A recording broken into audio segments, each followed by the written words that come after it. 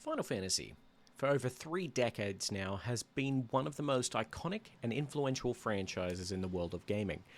From its humble start of being a last-ditch effort in the gaming industry for creator Hironobu Sakaguchi, the series is well revered and has captivated millions of players in its lifetime through its immersive worlds, memorable characters, and complex narratives. Throughout the lifetime of the franchise, we saw the games go from 8-bit sprites right through to cutting-edge 3D graphics that always seemed to push the boundaries of the hardware that was available at the time.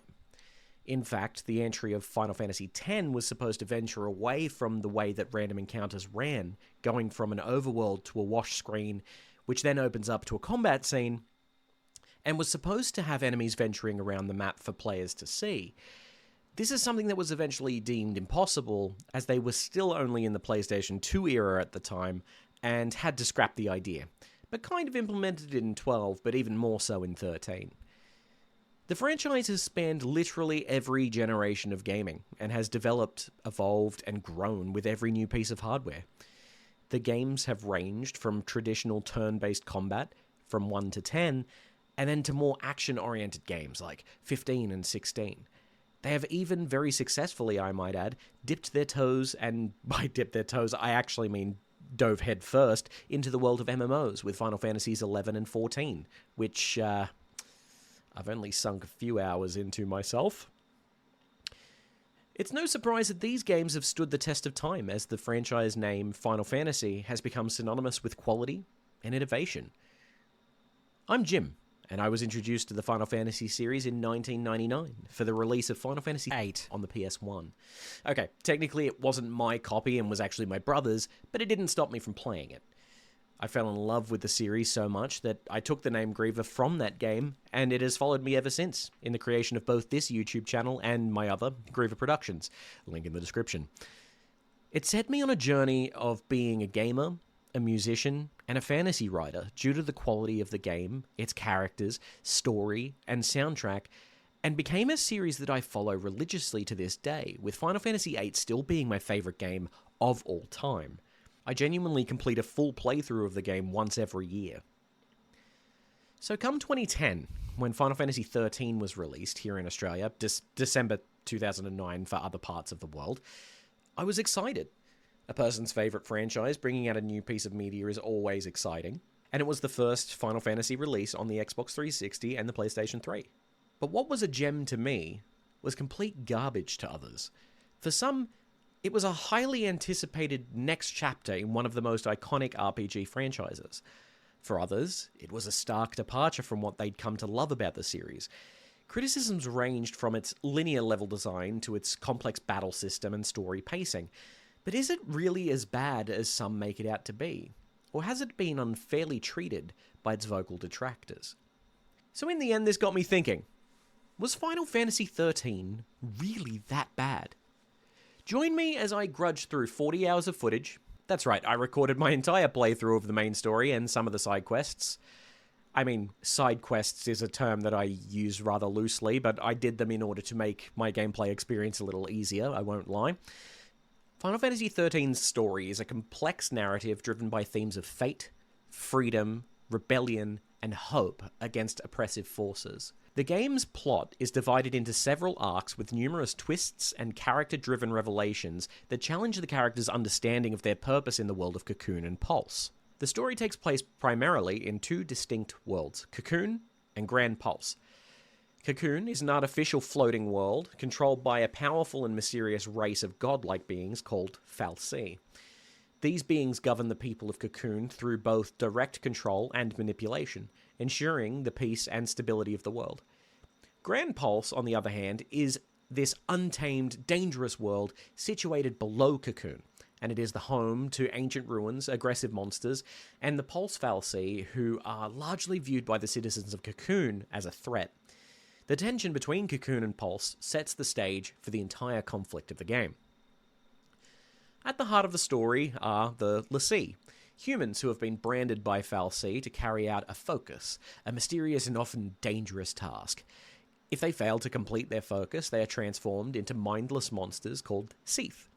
I should mention here, too, that later in the game, there are also Seath stones that you can interact with that grant access to the only side missions in the game. So it's not just these monsters that are Seath. There's Pulse Seath as well. It's a whole thing. The l'Cie are often caught between conflicting motivations, fighting not only for survival, but also to understand the true nature of their mission. The game begins with a dramatic event known as the Purge, which is a government operation initiated by the Sanctum, Cocoon's ruling authority, to eliminate all citizens believed to have been contaminated by Pulse. Lightning, one of the main protagonists, is a former soldier who is seeking to rescue her sister Sarah. Whilst Sarah is not actually a party member, she is arguably one of the main characters of the story, and has been marked as a l'Cie by the Sanctum. We meet Lightning, Zaz, Snow, Hope, and Vanille as they make their various ways through the Purge. They are attacked by the government forces of the Sanctum and eventually branded as l'Cie themselves. This revelation sets the tone for the narrative. The protagonists are not only fighting for survival, but also for a greater purpose, as they now carry the burden of their focus. Along their journey, they encounter yet another additional character, Fang, who, like Vanille, is a former l'Cie from Pulse. They become crucial allies as the group learns about their shared fate and begins to unravel the mysteries of their purpose. As the group delves deeper into their journey, they learn that the conflict between Cocoon and Pulse is far more complex than it initially appears.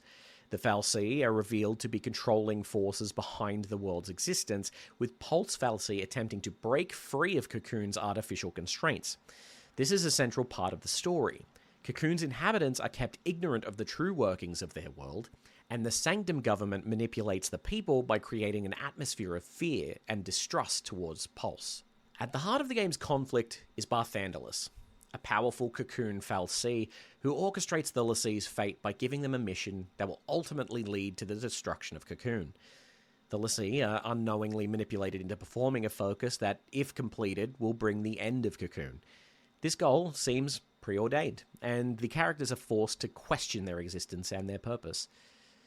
As the group uncovers more about their mission and the true nature of their focus, they struggle with the reality that their entire existence has been controlled by the fal'Cie. The central theme of Final Fantasy XIII revolves around rebellion and free will. The protagonists reject the fal'Cie's control and decide to forge their own path. They refuse to follow their preordained fate, choosing instead to fight for their own freedom and the future of Cocoon. The game's story also explores personal growth and emotional healing, which, with the characters, we will touch on their individual growths and stories in just a moment. The game's final act centers on a confrontation with Orphan, a powerful fal'Cie who reveals the true scope of the fal'Cie's plans. Orphan explains that the l'Cie's focus was always intended to lead to the destruction of Cocoon and the creation of a new world under the fal'Cie's control. This revelation forces the group to question everything they thought they knew about their mission. In the climactic final battle, the protagonists reject their focus, choosing to fight for the survival of Cocoon and its people. They defeat Orphan, shattering the fal'Cie's control over their lives and breaking the cycle of manipulation. In the aftermath, Cocoon is saved, and the characters are free to determine their own future, no longer bound by the fal'Cie's will. Now this brings me to the characters themselves. Lightning. Lightning's primary motivations at the start of the game is to rescue Sarah, who has been branded a Pulse l'Cie. However, rather than showing emotional vulnerability, Lightning initially dismisses Sarah's pleas for help and refuses to believe that she has been turned into a l'Cie at all. This stems from her inability to accept things that are beyond her control, a flaw that she struggles with throughout the game. As the story progresses, Lightning slowly starts to break down her emotional barriers, and this change is largely influenced by her relationship with Hope, a young boy who joins the party after witnessing his mother's death during the Purge. Initially, Lightning sees him as a burden, but as they travel together, she takes on more of a mentor role, teaching him how to survive and fight. She realizes that her own hatred and anger are affecting Hope in negative ways, and this realization becomes a turning point for her in which she begins to embrace her emotions, seeing value in supporting others rather than pushing them away. Next, we have Snow. Snow is introduced as this bold, headstrong leader of Nora, a vigilante resistance group. From the very beginning, he embodies the archetype of a self-proclaimed hero. believing that pure strength and determination alone can overcome any obstacle, and that no harm will befall him or any of the people he is trying to protect, as long as he believes enough. His reckless optimism, in combination with his love for Sarah, sees him promising and insisting that everything will be fine. And at times, I'm sure he even convinces himself. His overconfidence leads to disastrous consequences. During the Purge, he tries to fight back against XIII while leading a group of refugees, including Hope, who we spoke about earlier, his mother, also named Nora. Now, I'm honestly not sure if Nora, the resistance group, is named after Nora the person or what the go is there. It's a bit strange, and I don't really understand it years later. But anyway, she sacrifices herself to save Snow and the others, but her death leaves Hope consumed with grief and anger, blaming Snow for her loss. Snow's lack of self-awareness is further highlighted when he finally reunites with Lightning. He excitedly tells her about his engagement to Sarah, expecting support. But Lightning reacts with anger and skepticism. She sees him as irresponsible and reckless, believing that he is incapable of protecting her sister at all. Snow refuses to acknowledge her concerns, further reinforcing his one-track mind approach to heroism. Hope's presence in the party serves as another reality check for Snow. The young boy, consumed by hatred and grief, lashes out at Snow for failing to save his mother. Snow, in his usual manner, tells Hope to toughen up, in his own words, without truly addressing the emotional weight of what has actually happened. However, as their journey continues, Snow begins to understand that being a hero is not just about saving people, it's about taking responsibility for failures as well. We'll get into more depth about Hope in a moment, because he's quite important. Saz Katzroy undergoes one of the most emotionally driven character arcs in Final Fantasy XIII, providing a perspective that contrasts with the younger, more idealistic party members. Unlike Lightning or Snow, Zaz is not a soldier or a hero. He is a father struggling with overcoming grief, guilt, and a desperate desire to save his son. His journey is about overcoming despair, finding hope, and redefining his purpose beyond his personal tragedy. I should mention here that I mean Hope as in the idea, not the character. Believe me, naming a character Hope and giving the Final Fantasy XIII series the theme of Hope was probably one of the biggest blunders in this game, in my opinion, and creates a lot of confusion. And actually, it's a lot worse in Final Fantasy XIII too, but I will touch on that if I ever do a video on it. His primary motivation is to save his son, Dodge, who was branded a Sanctum Lassie after coming into contact with the fal'Cie Kujata. Dodge's focus is unknown, and his fate as a Lassie is out of Zaz's hands, leaving him powerless and desperate. This sense of helplessness defines much of his character arc. Zaz joins the fight against the Sanctum not for revenge or rebellion, but out of a need to understand the Lassie curse and find a way to help his son. Unlike Lightning and Snow, who charge forward with determination, Zaz is hesitant and reluctant, reflecting a more mature, real-world response to trauma. By the end of the game, Zaz has fully embraced a new purpose. Instead of being the broken father who has lost everything, he becomes a source of wisdom and support for the party. His presence is crucial in keeping the team grounded, often mediating conflicts and offering guidance. His character arc culminates in the final battle against Orphan, where he fights not just for his son, but for the chance to defy fate and create a better future. Unlike before, he is no longer just reacting to events. He is actively shaping his own destiny alongside his companions. Hope. Now, Hope is introduced as a young boy driven by desire for vengeance after the death of his mother Nora during the Purge. He initially harbors feelings of resentment, particularly towards Snow, whom he holds responsible for his mother's death. Hope is a character consumed by grief and helplessness, often feeling out of his depth in the group. Hope's growth is perhaps the most significant in the game. He begins as a vengeful and immature character, but as the story progresses, he starts to take responsibility for his own actions and moves beyond his desire for revenge. His relationship with Lightning evolves from distrust to mentorship, with Lightning teaching him to channel his pain into determination. By the end of the game, Hope matures into a capable leader, capable of thinking critically, inspiring others, and acting for the greater good. His journey represents the power of healing from grief, learning to accept loss, and growing into a strong, independent individual. If you ever get the chance to play Final Fantasy XIII 2, you do see a much older Hope and how he kind of develops based upon the lessons that he learned in this game, and it is honestly incredible to see. Vanille and Fang. Now, for the last two characters, Vanille and Fang, their stories are heavily entwined, and you can't really touch on their background too much without touching heavily on a few big story spoilers. So, if you intend to play the game, I would advise skipping these just to find out for yourself. Vanille and Fang share a deep, intertwined story, marked by themes of guilt, sacrifice, and redemption. Their development is unique in that their character arcs are linked not only to each other, but also to the broader conflict between Cocoon and Pulse. Over the course of the game, both characters undergo emotional and psychological transformations as they confront their past and ultimately shape the future. Vanille initially presents herself as an optimistic, bubbly, and playful character. She often acts as the group's emotional center, offering encouragement and warmth to her companions. A terrific hype companion, if you will. However, this cheerful personality is a facade. Beneath the surface, she is consumed by guilt and fear due to her past actions. Vanille was originally branded as l'Cie on Pulse, but when she and Fang were chosen to complete their focus, she succumbed to fear and ran away. As a result, Fang alone transformed into Ragnarok, the monstrous form that nearly destroyed Cocoon in the past. Because of her hesitation, Vanille escaped the fate of becoming a Seath, while Fang lost her memories of the event. This guilt follows her throughout the game as she hides the truth from Fang and her companions, trying to pretend that she is just an ordinary girl caught up in the conflict. Her turning point comes when the party learns the full truth about their focus. They were always meant to destroy Cocoon. Instead of running, Vanille decides to stand and fight, choosing to take responsibility for what she has done. She faces Fang honestly and supports her in their shared struggle, rather than avoiding the consequences of their past.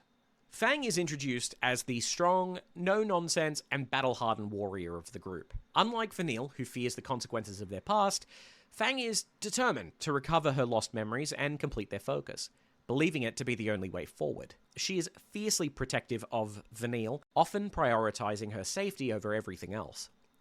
At first, Fang seems indifferent to the war between Cocoon and Pulse, focusing only on Vanille and their duty as a l'Cie. However, her character arc revolves around learning to care for more than just one person, realizing that she is not only responsible for Vanille, but also for the people of Cocoon and Pulse. One of Fang's major struggles is her battle with anger and vengeance. Unlike Vanille, who avoids conflict, Fang initially embraces the idea of fighting, believing it to be the only solution. However, as she grows closer to her companions, she begins to realize that blindly following orders and fighting for the sake of duty is not the answer. Her transformation is about learning that strength just isn't about fighting, it's about protecting those you love in a meaningful way. By the end of the game, Fang has evolved from a warrior who believes in fulfilling her destiny to someone who fights for her own beliefs. The combat. As with any Final Fantasy game, there is a lot of combat, and in my personal point of view, there is a much bigger focus on the combat this time around than with any of the games that came before it. Nowadays, we have more hack-and-slash type gameplay with entries like Final Fantasy XVI, and probably has around the same amount of combat as Final Fantasy XIII. However, whilst it didn't feel like it at the time, Final Fantasy XIII's process of the game loading the fight, the actual fight itself, and then the splash screen at the end to load up the overworld once again, kind of slows down the game and makes it feel like a much bigger thing. Combat in Final Fantasy XIII as a premise is really quite simple, and it's clear that Square Enix have done all they can to streamline the way that combat works. Essentially, you walk into an enemy in the overworld, the game very quickly loads up an instance of combat, and you have at it. There are a lot of people that don't like the combat system and claim that it's mostly because of the auto-attack option at the top of your battle menu. There are some crazy claims that if you just use auto-attack, you will win everything because the auto-attack will default to the best option and even use the correct elemental weaknesses right away. This is a complete fallacy. You see what I did there? But I will touch on this later. For now, let's break down the combat system, and believe me, this is going to seem overwhelming and like a lot of information, but it greatly helps to understand how it all works. For combat, you use a familiar party system of up to 3 characters in which you control the actions of your leader, whilst the other members are mostly on autopilot. A controversial part of this system is that whilst your party members can be revived by you, the leader, should the leader that you are controlling fall, that's it. Game over. Personally, I don't like this aspect, especially when the other party's members have means to revive you, either with Phoenix Downs or by using Raise. But anyway, the combat uses a system known as the Command Synergy Battle System, CSB. The name is not that important, and you pretty much see it once at the start of the game, and then that's it. But the 4 systems you will need to pay close attention to are the ATB system, the Stagger system, the Paradigm system, and the Crystarium leveling system. Now, with the ATB, over here is what is known as the ATB gauge, which is broken up into segments. And these segments are the resources you will use for the abilities you want to use for your characters. Over time, the ATB gauge will fill with this blue light, and when each segment is full, they can be used for your abilities. Early game, you will just have Attack and Blitz. Attack uses 1 segment and is a single target attack, and Blitz uses 2 ATB segments, deals a little less damage than the regular attack, but can hit multiple enemies. When spells are added to the mix, the level of spell determines the amount of ATB segments that are being used. For example, the spell Fire. Fire is 1 ATB segment and is a single target. Fira is 2 ATB segments. It targets a single target which the spell is centered on and then explodes, dealing damage in a small area around them. Firaga is 3 ATB segments and works the same as Fira, but with a bigger area of effect and deals more damage. Keep in mind that whilst your characters use the ATB gauge, your enemies do too. It's not a case, as in most Final Fantasies, of your ATB gauge charging, and then the game goes into a little type of pause. The game will continue without you whilst you make decisions, if you take too long. The stagger system. Final Fantasy XIII tends to put a lot of emphasis on building up what is known as the stagger gauge, which you can always see in the top right-hand side of the screen. The one displayed will always be representing the gauge for the enemy that you have targeted in that moment. Targeting a new enemy changes the gauge. Different roles in the game, the roles that we will go over in a moment, will affect the stagger gauge in various ways, with some raising the gauge quicker, whilst others will build it slower, but will also slow the rate in which the stagger bar depletes. It is important to juggle this, as when the stagger bar is full, the enemy reaches stagger mode, where they take significantly more damage, and the higher the percentage goes, the greater the damage dealt. This will be a system that you will need to pay very close attention to in order to deal with a number of the bosses and harder enemies throughout the game. The role system. Many players of the Final Fantasy franchise will know how jobs work. Different jobs will have different abilities. For instance, white mages use healing magic, black mages use damaging magic, and the fighters will perform various versions of Unga Bunga depending on their chosen flavor. Here we have a similar deal, but as far as I can remember, this is the first of the Final Fantasy games that allows you to change roles on the fly during combat, aside from Final Fantasy X-II's costume system. Actually, the more I think about it, X-II's system was kind of a precursor to XIII's. I guess X-II walked so XIII could run. Anyway, the roles are as follows. Commando, or Com. An attacker that uses mostly physical attacks aside from their Ruin ability, which scales on the character's magic stat. Using auto attack, the game will choose between the regular attack and Ruin based upon the known defenses of your target. The Commando has a low multiplier when it comes to raising the stagger bar, but it stabilizes the bar so that it doesn't deplete too quickly. Ravager, or Rav. These magical attackers will increase the stagger gauge much quicker than the Commandos, but it will also empty just as fast. So you will need the support of a Commando to stabilize it.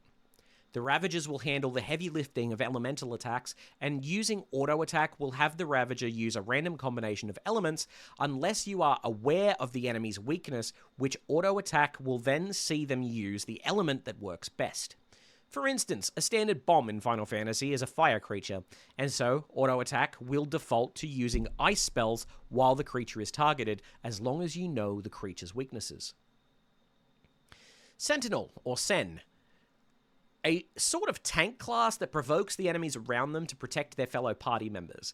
They follow this up with abilities that allow them to take damage at a highly reduced rate, with later abilities adding on the ability to regenerate their health. Many threads that were incredibly helpful during the research for this video stated, and I completely agree, that Sentinels are a role that is slept on far more than they should be. Medics, or Med, very much what it says on the tin. The Medic class will do a lot of the heavy lifting for your teams, as they will be the ones healing HP and removing certain debuffs using spells like Cure and Asuna. Where the damaging spells like Fire become area of effect spells once they are upgraded to Fyra and Firaga, the Cure line of spells only partly follows this trend with Cura. However, the fan favorite Curaga is not learned by the characters at all, but can be used as a very powerful single heal by the summons in the game. They have brought back spells Curaja and Curasa. Now, these spells, however, heal a percentage of your health based upon how much is missing, with Curasa being for a single target and Curaja being party-wide. While medics are the only ones in the game that have the ability to use the Raise spell, in other Final Fantasy games this spell is better known as Life, this is not the only way to bring back party members that have fallen. However, no matter what, if your party leader goes down, it's game over. Synergist, or Syn. Synergists are the magic users that will buff your party with spells like Haste, Protect, and Shell. Whilst the medic is predominantly the ones that will remove debuffs from your party, the synergist can also do the same thing by buffing a character with a spell that opposes the debuff they have on. For example, let's say your leader is slowed. If your synergist casts Haste on them, it will neutralize the slow, and then Haste will need to be cast again in order for Haste to actually take effect. When using auto attack, these things will be taken into account when queuing up abilities, but something to note should you be using the manual options. Saboteur, or Sab. Polar opposites to the Synergist, as this role will debuff your enemies with slow, deprotect, and deshell, that sort of thing. These guys even get the opportunity to cast Death in the later game, which, if it doesn't outright kill a creature, it will still deal huge amounts of damage. A lot of kind of cheese strategies use this, and honestly, it's easy to fall into doing this from time to time if some of the creatures are just overly annoying. Also to note as well, if an enemy is buffed, a Saboteur can remove the buffs by casting the opposing spell, the same as the Synergist can with your party. If it's hasted, cast Slow to neutralize it. The main difference between Saboteur and Synergist, however, aside from casting polarizing spells, is that a Synergist has a 100% chance of adding a buff to your party. The Saboteur, on the other hand, doesn't have that luxury and only has a percentage chance to work determined by the enemy's resistances. I couldn't find any precise information on how the success is determined, but when auto-attacking with the Saboteur, it is likely that they will use an entire ATB gauge queuing up a single spell, such as Deprotect or Slow, so that the spell will be cast several times, increasing its chances of taking hold.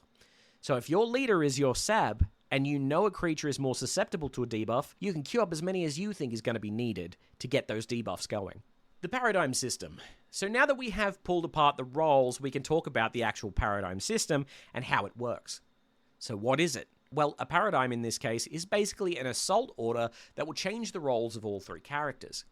In combat, all you need to do is press a button and then select what paradigm you'd like to use. The first time you use the paradigm system, the game will provide you with a set of 2 paradigms that you can swap between. Relentless Assault, which you will use a majority of the time, which is a combination of Commando and 2 Ravagers, to build up that stagger bar quickly and to stabilize it at the same time. And Solidarity, which is a combination of Commando, Sentinel, and Medic.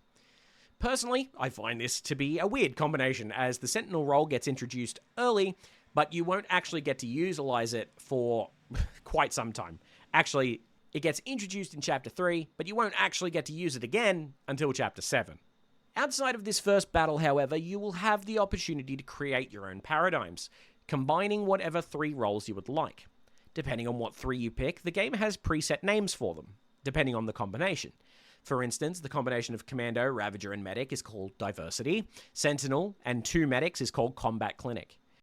What I will mention, however, is that it takes a fair while to actually be able to swap out your party members, and the characters only have a specific set of roles that they can take on at the beginning of the game, which severely limits your choices. For instance, Lightning only starts with Commando and Ravager classes, whilst she learns Medic later.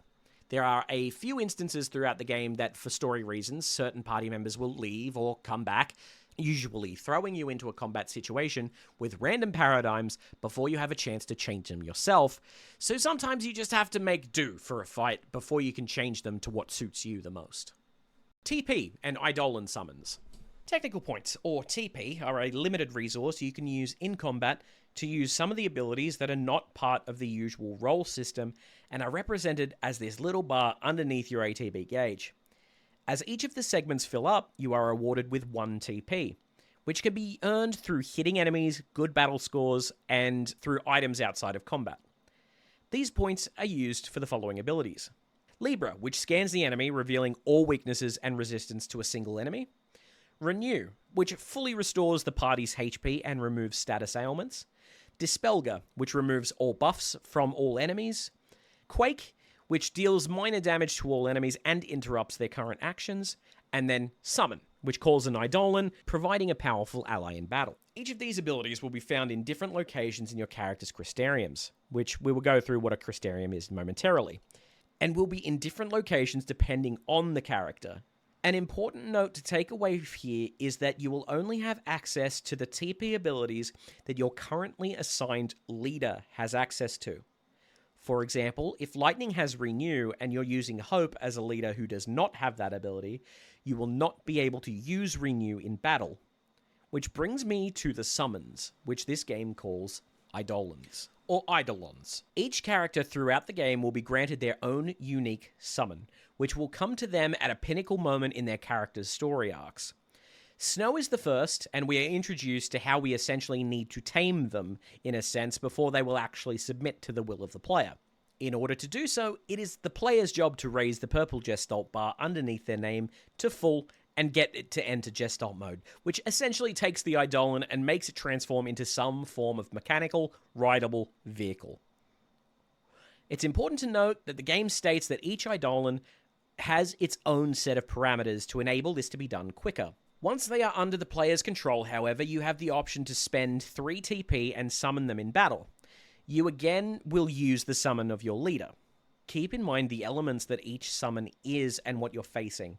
If you summon Shiva, who uses ice magic, and the enemy absorbs ice, you've kind of done yourself a disservice.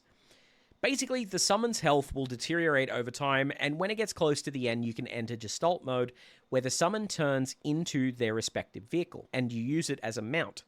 You are given limited resources to spend on using 4 different attacks whilst mounted.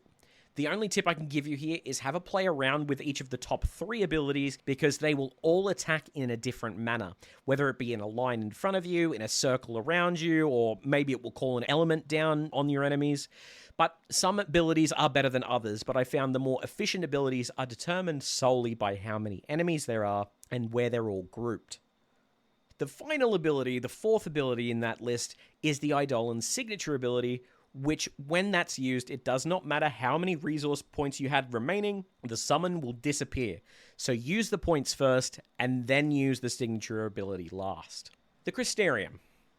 Every Final Fantasy game has a leveling system of some type. Final Fantasy XIII's system, the Crystarium, relates itself probably closer to the sphere grid of Final Fantasy X than it does any other system, but as a running theme throughout this video and the game as a whole, it is much more linear.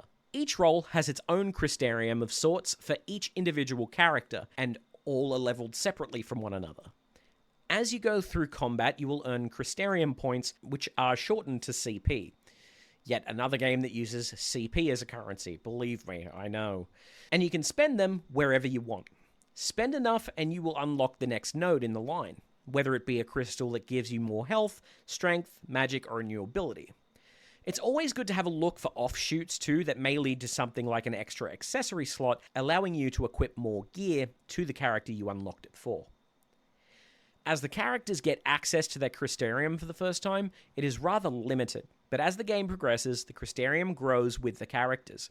Something I like is that even inactive party members will gain CP from the battles you win, even if they're off in another part of the world. Which is great, because there's a part where you don't see Snow for a few hours, honestly, and when you get him back, he will usually have a crazy amount of CP to spend on upgrades, usually around the 10 to 11k mark. So now that we have a decent grasp on the story, the characters, and the main mechanics of the game, we need to discuss the good and bad points. So let's start with the pros. The first in the game's list of pros has to be the way the game looks. Even 15 years later, this game is still absolutely stunning. There is not a single environment on my replay that I even thought was even mid. The designers really outdid themselves with a lot of it. Sure, Grand Pulse is a little bit empty and reminds me of a Ubisoft open world game with nothing in it. Looking at you, Star Wars Outlaws, and literally any Assassin's Creed in nearly the last decade. Secondly, you can tell that each aspect of the game's story was thought through to every minute detail. Sure, on first playthrough there's things that will confuse you and things that will get lost if you don't consult the data log regularly. For example, the use of the name Nora for both the Resistance group and an unrelated person is a bit strange, and using Hope as a name when Hope is one of the many themes of the game was certainly a choice. The amount of detail that went into everything else makes up for it tenfold. You can even tell that they went in a different direction from, say, Final Fantasy X in terms of voice acting, where the dialogue, whilst good and has a deep and meaningful story at its core, was a bit blasé and silly. This time around, every single line was delivered with such incredible precision that you could really empathize with the plights and joys of the characters. You don't just have them telling you how they're growing, you absolutely feel it. Oh, and did I mention that Troy Baker voices Snow? Seriously, if you don't know his work off the top of your head, go and look him up. You've 100% heard or seen him somewhere. But this is the caliber of voice actors that they got in for these roles. Square Enix wanted this story told right. The versatility when it comes to the complexity of battles. So, Final Fantasy XIII I find still intrigues me to this day in the fact that, realistically, if you fight every creature on your path from point A to B, usually you will either cap the current level of Crystarium that your characters can reach for all of their classes that they have unlocked at the time, or only be a few nodes off finishing them. There aren't really many parts in the game which make you feel as though are just too hard, unless the game explicitly states to you, hey, this monster over there, that's bad juju. You can fight it if you want, but I advise we go around it. I mean, there's even a part of the game where you need to swap the environments in order to avoid the area's big bad monsters because, realistically, you're not supposed to be able to beat them at that stage, but if you want the challenge and are confident, you absolutely can. Basically, the game allows itself to be as easy or as complex as the user wants it to be. If you want to use Libra and auto-attack everything whilst occasionally changing your paradigm setup on easy mode, you absolutely can. If you want to micromanage absolutely every aspect of each character, role, paradigm, and ability you use in battle, you can absolutely do that too. Both are viable ways to play, neither are wrong. To be honest, I struggle to think of any other game that allows that sort of freedom in its gameplay. The soundtrack. My god, the soundtrack. Final Fantasy XIII marked the first Final Fantasy game to have nothing at all written by Nobuo Uematsu. And I won't lie, my skepticism was real. Final Fantasy VIII's soundtrack was what got me into gaming and music, and for him to have no work featured here concerned me. But all I have to say was, it's a refreshing change. Final Fantasy as a whole was making changes and evolving, which is evident by the game's setting, combat, and the story that they were playing with. The music evolved with it, and it feels so perfect for a more futuristic type setting with its more ambient style music. I often have the soundtrack on if I'm trying to relax, most likely with some form of rain or storm track to accompaniment, and it does the job. Post-game content. Yeah, so Final Fantasy XIII actually has post-game content, which you can kind of make a start on earlier in the game once you reach Grand Pulse in Chapter 11. Before taking on the final boss, however, there are portals that open up and allow you access to areas you have visited previously, Grand Pulse being one of them. When you first arrive here, the game tells you about the Seath Stones and that you can go and punch on with whatever enemies the Seath were supposed to defeat as part of their focus when they were l'Cie. When you teleport back at the end of the game, more of these stones appear with greater rewards available, including items for upgrading your weapons and accessories, or even in one case, a drop that when equipped to a party member doubles the amount of CP you earn per fight. If you take these on as a challenge, however, do know that some of these fights are actually much, much harder than the final boss of the game, and in true Final Fantasy fashion, are completely optional. Okay, so now the cons. time to get into the nitty-gritty. The gameplay loop. So, Final Fantasy XIII is most definitely not without its issues. The gameplay loop gets incredibly annoying at times. Start at point A on a map, go to point B on said map, and either watch a cutscene that gives you a small crumb of information about the overarching plot, or fight a boss, followed by a cutscene that gives you a small crumb of information about the overarching plot. Believe me when I say there is a very minimal deviation to this, and at times the cutscenes can be so frequent that it does become tempting to just skip them altogether. I would highly advise this, however, as those crumbs of information become super important. The railroading linear maps. Yeah, so doing the research for this video, this seems to be the biggest issue that people have with Final Fantasy XIII, and I absolutely see the argument. Up on the screen right now is a collection of maps that are featured in Chapter 1. Yeah, these are literally just lines. And yes, this is the tutorial chapter of sorts, but as the game progresses, their maps become more intricate and bendy, sure, but they really don't become any more complex. When you see a path jutting off to one side, it is always good to have a little explore through, as they may have a chest at the end, so there's that. But genuinely, Grand Pulse aside, I don't think you can actually get lost in this game at all unless you're really trying. And the reason that I mentioned Grand Pulse is that's the only place I ever got turned around in. The pacing of the story. Yeah, look, okay, I love the story. I adore the story. But whilst literally everything else about this game has been reined in and made incredibly linear, the story itself isn't. Large portions of the story are actually told to you in flashbacks and are not given to you in order, which, unless you're paying incredibly close attention, is going to confuse the living hell out of people. Sometimes you will find yourself searching through the data log to try and make sense of things when, in actual fact, you just haven't been given the information to piece it together yet. I cannot stress this next point enough. Some of the fights can be incredibly tedious. So, realistically, I am talking more about the optional post-game fights, but there's an enemy here called an Adamant Tortoise. Now, I played my playthrough totally legitimately, but I wanted to demonstrate this fight here with this creature. I made my characters immortal, and I made it so that every hit did the maximum damage that they could. Watch how long this takes to beat.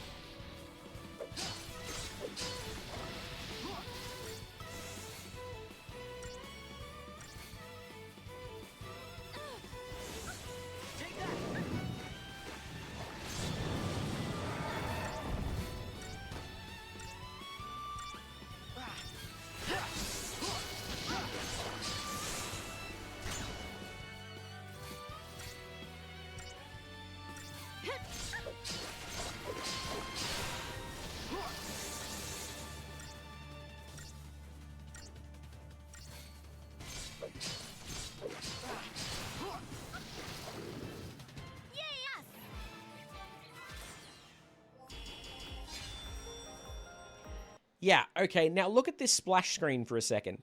This is the expected time to take one of these things down, and it is genuinely not even its final form. Literally, you can go and complete a circle of Seath Stones, and these guys get one hell of an upgrade, making them stronger, giving them more health, and overall, just taking forever to beat. A lot of the post-game fights make you feel like a fish out of water, as they are significantly harder than anything you've fought in the story. On the other side of this token, though, it really does feel like an accomplishment when you finally do fell one of these things legitimately. because I guarantee you the first time you fight one of these things, they will one-shot you. So my last point here is the pacing of the tutorials and different elements of the game. So this is my biggest pet peeve with Final Fantasy XIII, and it's with the features and how far into the game you are learning new mechanics. Firstly, before you become a lessee, any battling you do will not earn you any CP for leveling. And it takes genuinely around 2 hours of gameplay, including cutscenes, before you are introduced to the Crystarium and the Paradigm system in Chapter 3. And when you are, the Paradigm system focuses heavily on the Sentinel role, which immediately after the first fight, you won't get to use until Chapter 7, when we get to use Fang as a playable character. Also, Shiva gets unlocked as a summon in Chapter 3, but the first time you are able to actually use a summon is when Lightning unlocks Odin at the end of Chapter 4.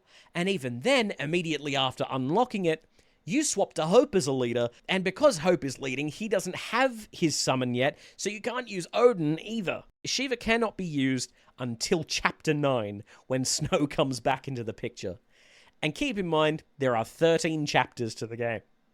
Also, as part of this, you are locked to specific party members for a huge portion of the game. Remember that I said there are 13 chapters. It is not until you reach Grand Pulse in Chapter 11 that you are given the option to change leaders and party members yourself. So in conclusion, Final Fantasy XIII definitely is a mixed bag. It is a visually stunning, fast-paced RPG that took bold risks with its combat system, storytelling, and structure. However, its heavily linear gameplay with limited exploration and slow pacing make it one of the most divisive entries in the Final Fantasy series, which brings me back to the question, was it really that bad? No. It's pretty damn good, actually. Final Fantasy XIII is flawed but ambitious.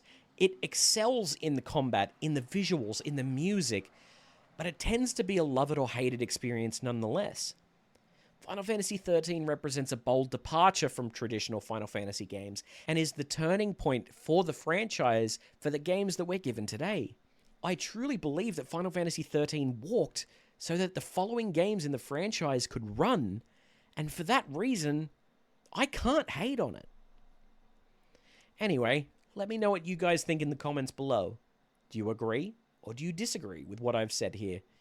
Don't forget to leave a like on the video, and let me know if this sort of long-form video is something you enjoy.